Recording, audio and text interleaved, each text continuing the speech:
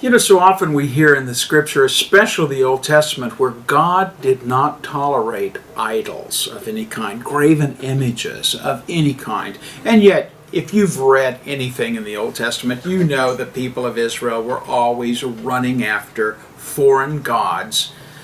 I have one of those foreign gods here. Look how small this is. These little gods were kept in the houses. And you may have even seen in the Old Testament where various times people had household gods. They were shaped like this. It looks like a dog, but I think it's supposed to be a calf. And the children of Israel were really given to calves, golden ones especially. So here you've got this little household god. This is Phoenician in its background. And it's about probably 2,000 years old, or maybe a little bit older than that. And it was used by people for a focus of their worship. Can you imagine something like that becoming someone's God?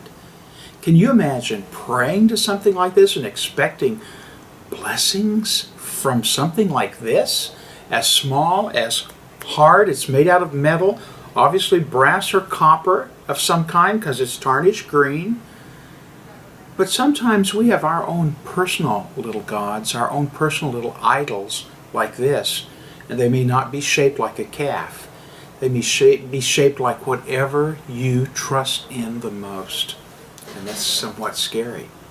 That's scary because it's easy to fall into that trap. We form our own little gods, and it becomes for us an idol. And of course you know that God does not tolerate idolatry. Ask yourself today, what do I depend upon the most? What do I trust in the most? Is it my job? Is it my bank account? Is it my family? My relationships? All of those are fast fleeting. They disappear so quickly. This thing's been buried in the ground for 2,000 years or so. It served no purpose except to get buried in destruction as a house fell to the ground.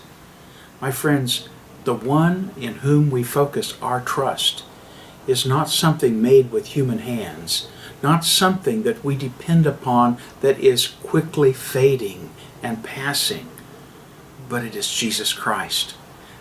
He is the foundation that is permanent. He is the one on whom we focus our attention.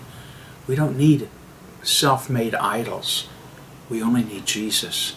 And He offers Himself to us and His power and blessing to us as we trust in Him, even when our world is shaken, even when the ground crumbles beneath us. He is there to catch us and to lift us up.